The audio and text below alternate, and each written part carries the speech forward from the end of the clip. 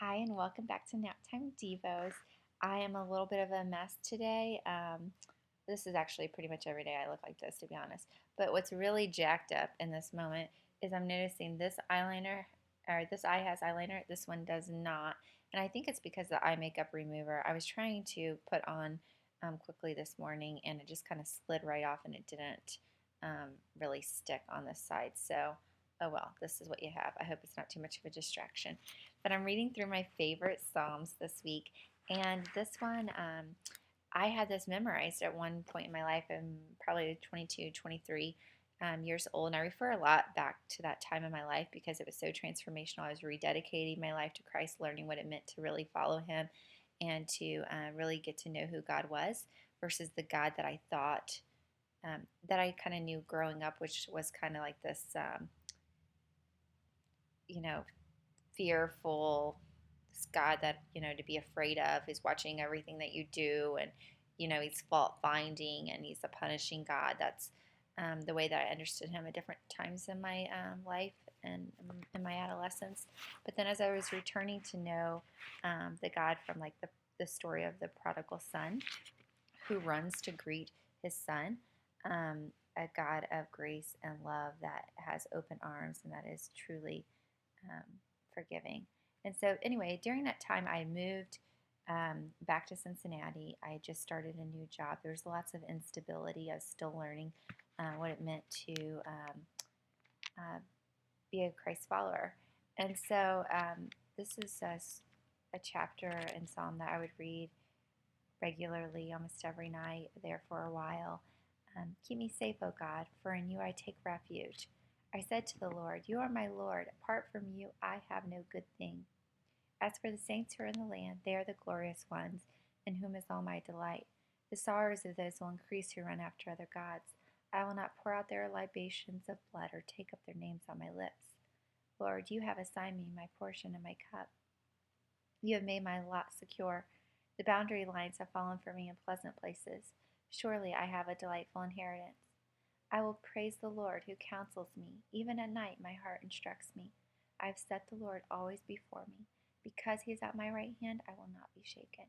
Therefore my heart is glad and my tongue rejoices. My body will also rest secure, because you will not abandon me to the grave, nor will you let your Holy One see decay. You have made known to me the path of life. You will fill me with joy in your presence, with eternal pleasures at your right hand. At this time in my life, I had moved, just come back to Cincinnati, and was in a job that I wasn't thrilled about. I wasn't thriving, but I was so happy to have that job and to be able to pay my bills and and yeah, just to have a little bit of security, but I wasn't thriving there. And so when I would read those words that God had assigned me my portion of my cup, that He had made my lot secure, that His boundary lines had fallen in pleasant places for me, surely I have a delightful inheritance. I was really clinging to those words that God was actually going to give me a delightful inheritance, a job that I could really, truly delight in. And it was as a result of that job. So I was in that job maybe 6 to 8 months, and then a job was actually created for me um, to do to do what I really love to do and what I was gifted in within that same company. So he delivered. God was faithful to those words, and I was really thankful to have that encouragement before I went to bed at night, and to just remind myself that He was making my life secure and my career, and He would provide those things. And so, and I said, even at night, my heart instructs me, and that is this is true for me. Sometimes I'll wake up and I'll have a song in my head that I haven't heard since I was a child, or haven't heard for 10, 15 years, and the lyrics are meaningful in some way in my life, and I know that God's given me those songs, those lyrics to speak to me. Or I'll have a vision or a dream, and sometimes my majority of the time, visions and dreams mean absolutely nothing. It's just my body processing, or my mind processing things in my sleep, or it's something weird that I ate, or just bizarre. But sometimes there are dreams that are absolutely significant, and a way that God speaks to me.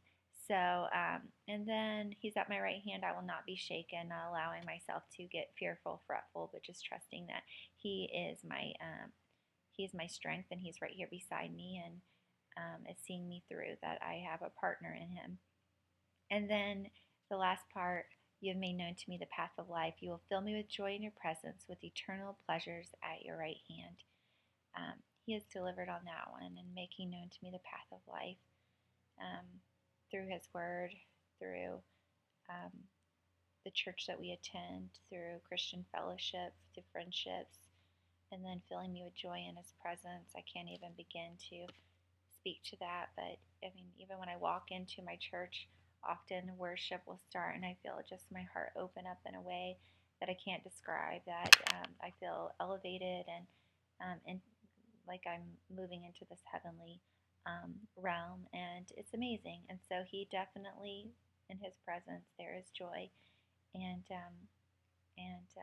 pleasures with being with Him. And so, yeah, as I read this and think back to when I meditated on these words and how faithful He was to all of these things that He promises. So I hope you find some truth and some light in that. And stay tuned for our next psalm. Bye.